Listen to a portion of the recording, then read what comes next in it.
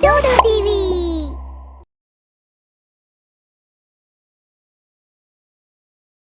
You must die.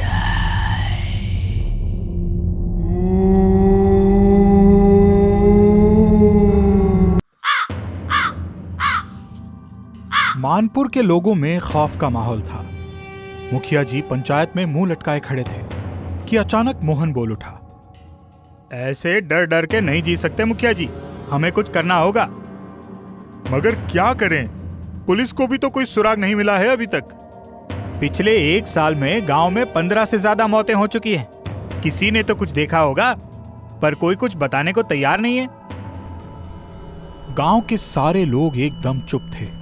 सन्नाटे की आवाज साए साए करके कानों में खुली जा रही थी कि अचानक सविता ने कहा, मैं पता लगा सकती हूँ वो कौन है। सब लोग हैरानी से उसकी तरफ देखने लगे। भला एक औरत का पंचायत में बोलना कहां तक सही है? इस गांव की पंचायत में कोई औरत नहीं बोली आज तक। तुम्हें पता है ना कि इस पंचायत में औरतों का बोलना मना है। आखिरी मौत मेरे पड़ोसी बिरजू की हुई थी। उसकी लाश के पास से। मुखिया बीच में ही बोल उठा, बंद करो ये बकवास। इस पंचायत में औरतों का बोलना मना है। सविता चुप्पी साध गई। इस गांव में उसकी कोई सुनने वाला नहीं था।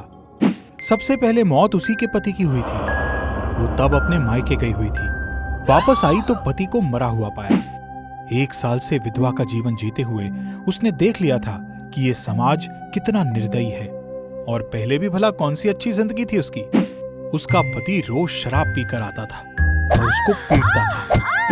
खैर 1 साल से वो ये पता लगाना चाह रही थी कि उसके पति को किसने मारा। जब भी कोई मौत होती वो भागकर पुलिस से पहले वहां पहुंचकर छानबीन करती।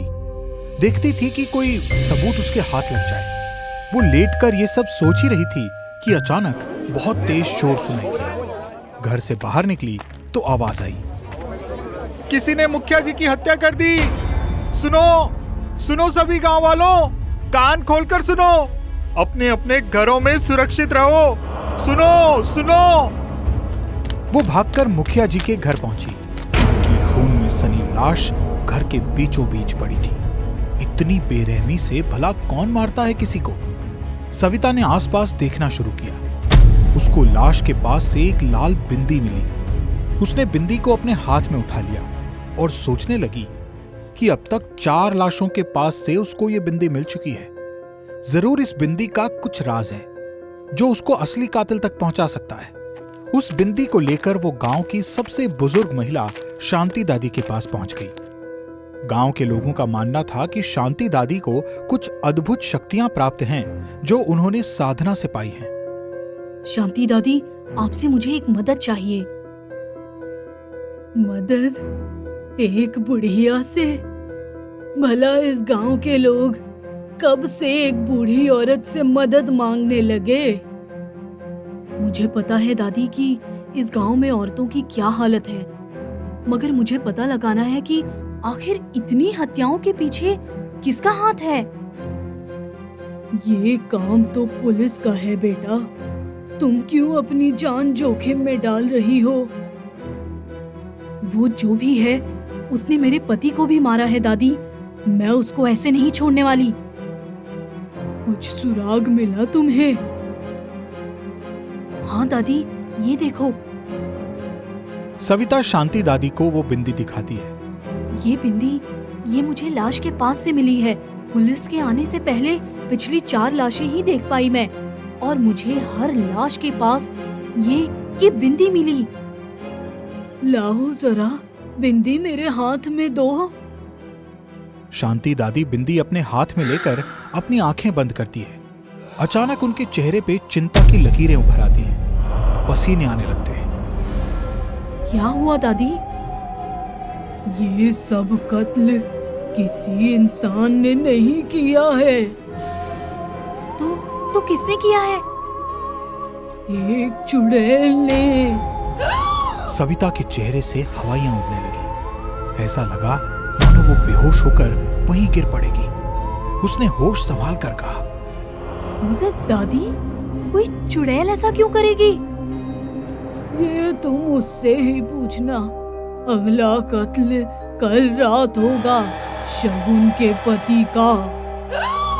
मगर शगुन का पति तो नेक आदमी है और शगुन भी कितनी मदद करती है गांव वालों की। कल रात ठीक 12 बजे पहुंच जाना शगुन के घर। तुम्हारे सारे सवालों के जवाब मिल जाएंगे। सविता के लिए ये सब बहुत डरावना था। अभी तक उसको लग रहा था ये किसी इंसान का काम था जिसको पकड़कर वो पुलिस को दे सकती है, मगर एक चुड़ैल से भला वो कैसे लड़ेगी। अगले दिन रात के अंधेरे में ठीक 12 बजे वो शगुन के घर के बाहर खड़ी थी। उसने एक काली परछाई को घर के अंदर जाते देखा। सविता भी अंदर चली गई। उसने देखा कि काली परछाई ने अचानक एक खतरनाक चुड़ैल का रूप ले लिया। उसके माथे पे एक बड़ी सी लाल बिंदी थी। शगुन अपने पति धीरज के पास वहीं कमरे में सो रही थी। चुड़ैल ने अपनी बिंदी निकाली और शगुन के पति के माथे पे लगा दी। बिंदी लगते ही उसका शरीर काला पड़ने लगा। वो चीखने लगा। चुड़ैल को सामने देखकर वो डर के मारे चिल्लाने लगा।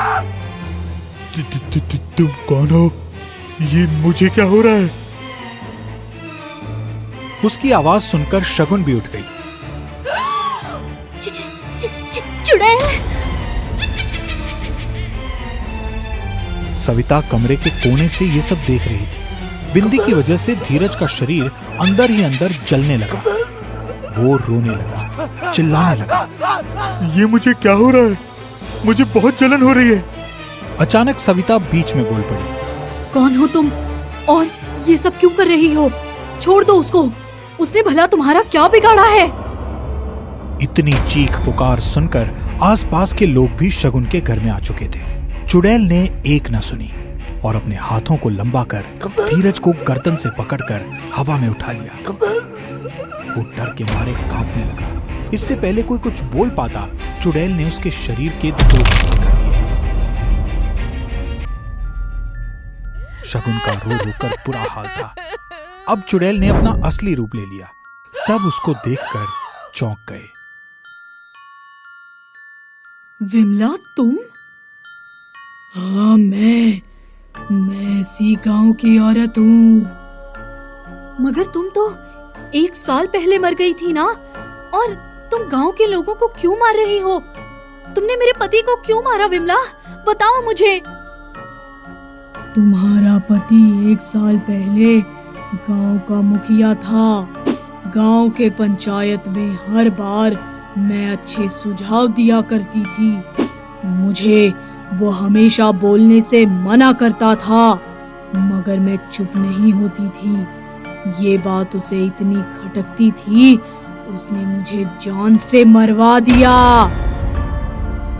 गांव की सारी औरतों का इतना ही बुरा हाल है। कोई भी मर्द उन्हें कुछ नहीं समझता। तुम्हारे पति ने कौन सा तुम्हें प्यार किया? कभी खूब मारता था तुम्हें। मुझे पता है, ये शगुन का पति भी सबके सामने नेक बना फिरता था, मगर शगुन को रोज मार मार कर अधमरा कर देता था। विमला की बात सुनकर गांव के लोगों में सन्नाटा पसर गया। सब कुछ सही ही तो बोल रही थी वो। आखिर गांव की औरतों का बुरा हाल तो था ही। मगर कुछ भी हो विमला, हत्या करना इसका इलाज नहीं हो सकता। अब तुम किसी को नहीं मारोगी। तभी भीड़ में से गांव का नया मुखिया विनोद भी बोल पड़ा। तुम ठीक कह रही हो। इस गांव में हमेशा औरतों पे जुल्म हुए हैं। आज के बाद ऐसा कुछ नहीं होगा। औरतों को भी सब कुछ करने का अधिकार होगा जो एक मर्द को है। माफी से कुछ नहीं होगा। तेरी मौत भी आज ही पक्की है मुखिया। विमला ने फिर से चुड़ैल का रूप ले लिया। सब भागने लगे। अफरा तफरी मच गई। जैसे ही चुड़ैल ने विनोद को पकड़ने के लिए हाथ आगे बढ़ाया, सविता सामने आ गई। इसको मारने से पहले तुम्हें मुझे मारना होगा। ऐसा मत करो सविता। मैं इस गांव के हर मर्द को मार डालूंगी। और फिर औरतों का क्या होगा? औरत मर्द दोनों ही जरूरी हैं गांव में। बस औरतों के साथ जो सुलूक होता है वो नहीं होना चाहिए। विनोद ने डरते डरते कहा, तुम सही कह रही हो सविता, बहुत गलत हुआ है इस गांव में औरतों के साथ। ऐसा अब नहीं होगा। आज से इस गांव का मुखिया मैं नहीं सविता होगी और गांव में किसी पर कोई रोक नहीं होगी। चुड़ैल बनी विमला ये देखकर रुक गई। सविता, आज अगर तुम नहीं आती तो शायद न जाने मैं कितने और लोगों को मारती। तुमने मुझे मेरे गुस्से से मुक्त कर दिया। अब मैं हमेशा के लिए मुक्त हो रही हूँ। ऐसा बोलकर विमला वहां से गायब हो गई। बिंदी वाली चुड़ैल से गांव के लोगों को आजादी मिली। सविता गांव की मुखिया बन गई और औरतों को उनका हक भी मिल गया। अगर आपको हमारी वीडियो पसंद आई है तो ऐसी और भूतिया वीडियोस देखने के लिए हमारे चैनल को सब्सक्राइब करें। अभी बेल आइकन दबाएं क्योंकि डरना जरूरी है।